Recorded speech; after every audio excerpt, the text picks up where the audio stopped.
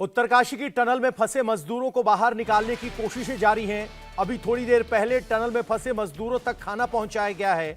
पिछले 9 दिन से टनल में 41 लोग फंसे हुए हैं, जिन्हें खाना और पानी पहुंचाया जा रहा है। आपको हम एक्सक्लूसिव तस्वीरें दिखा रहे हैं। 41 जिंदगियों को बचाने की जंग चल रही है। सुरंग में फंसे लोगों तक खाना पहुंचाया गया। बताया गया कि करीब 6 इंच चौड़ी पाइप के जरिए लोगों तक खाना पहुंचाया गया है। इसमें खिचड़ी शामिल है। बोतलों में भरकर खिचड़ी पहुंचाई गई है। 6 इंच चौड़ी पाइप करीब 53 मीटर लंबी है, जिसके जरिए खाना पहुंचाया गया है।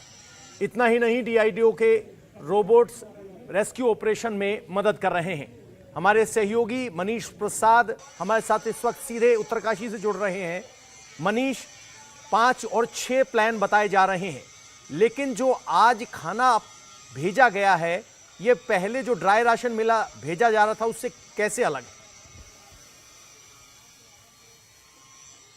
देखिए, सबसे बड़ी बात यह है कि जो पहले पाइप थी वो 4 इंचेस की पाइप थी। उसके जरिए चने, मुरमुरे ये सब भेजे जा रहे थे और कोई भी सॉलिड मटेरियल या फिर आप मतलब दाल चावल या फिर जो यहाँ पे डाइट है उसके हिसाब से कुछ भी नहीं था। इसलिए 9 दिन तक बड़ी जद्दोजहद करनी पड़ी। कोशिश की जा रही थी कि 900 mm डाया का पाइप अंदर डाला जा सके, लेकिन उसमें भी फेलियर हुआ।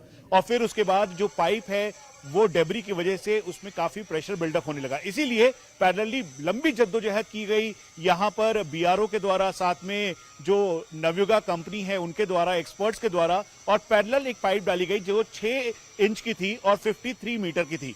ये डालते ही जो कम्युनिकेशन एक तरीके से बहुत ही सीमित था, उसका दायरा बढ़ गया। और फिर उसके बाद चाहे वो गब्बर सिंह नेगी हो या उसके अलावा 40 और, यानी कुल मिला के 41 लोगों से सीधा संपर्क हुआ। और इसीलिए जो हम एक्सक्लूसिव वीडियो दिखा रहे हैं उसके द्वारा भी ये बिल्कुल पता लगता है कि जब पाइप को इंसर्ट किया गया उसके तुरंत बाद ही एक रस्सी डाली गई। रस्सी के बाद पानी डाला गया, उसे साफ किया गया और तब जाकर बॉटल के अंदर खिचड़ी रखी गई। उसके अलावा दलिया था, फ्रूट्स थे, एप्पल था, ऑरेंज था और जो ड्राई फ्रूट्स थे वो सब क्या कोई अंदर भेजा गया। क्या कोई बैटरी या कोई लाइट्स भी भेजी गई है? क्योंकि रोशनी जरूर देखना चाहेंगे जो अंदर फंसे हुए हैं। पवन,